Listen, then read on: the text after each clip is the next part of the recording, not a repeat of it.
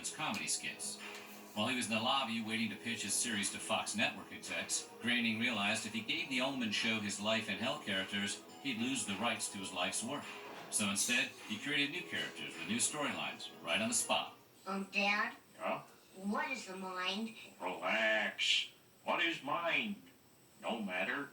What is matter? Never mind. On the same day, California's last free-flying condor was captured by biologists and put into a breeding program after its species was reduced to just 27 remaining birds, all of which were in captivity. It took 6 months of stalking the male condor, officially named AC-9, who was finally caught in Kern County and then driven down to the San Diego Wild Animal Park, where he helped rebuild the condor population. At the time of AC-9's death in 2017, he had played a major role in bringing his species population back up to 270 condors in the wild and close to 450 worldwide. Rebuilding the population, not bad work if you can get it. Joe Hunt founded the Billionaire Boys Club as a Ponzi scheme masquerading as a social and investment club in Los Angeles. But the good times ended when a jury convicted him of murder on April 22nd. Hunt represented himself and was eventually given life without the possibility of parole for the death of Ron Levin, a con artist who had conned the con and stole $4 million.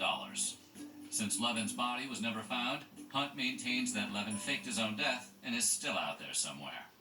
After being labeled a womanizer by the press, Gary Hart invited journalists to follow him, claiming they'd be bored by what they saw. What they actually found was a relationship between Hart and his campaign aide, Donna Rice. Amid the scandal, Hart pulled out from his second run for president on May 8th. Have you ever committed one?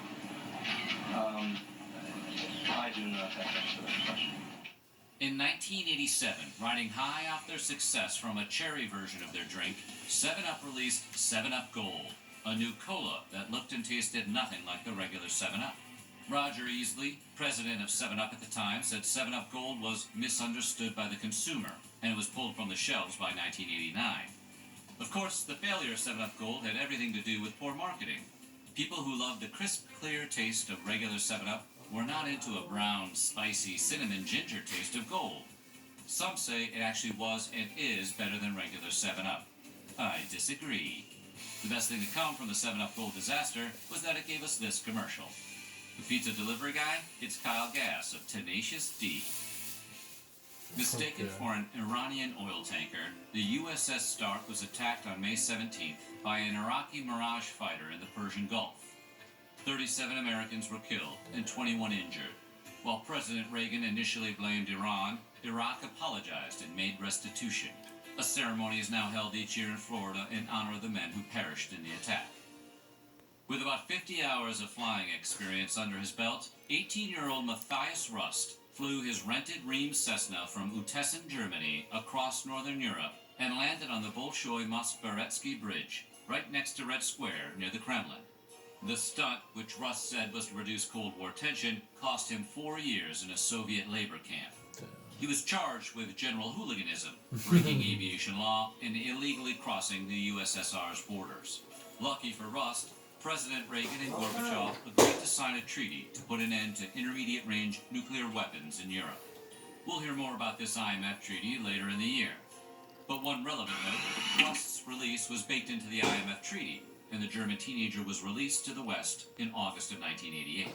From Russia to Liverpool, where Adam Horowitz was arrested after the Beastie Boys' final concert of their British tour at the Royal Court Theatre on May 30th. It only took 10 minutes for the concert to devolve into a full-blown melee. The audience and the Beasties eventually started throwing trash at each other, which is when a woman claims Horowitz threw a beer can at her face. Horowitz was hauled off by the bobbies and was booked and charged with assault causing grievous bodily harm. He was released the following day on a $16,000 bail, but it turns out the po-po got the wrong Beastie. Decades later, Horowitz admitted that Adam Yauch actually threw the beer can, but he took the charge for his buddy, a charge which he was later found innocent. That's a nice Beastie.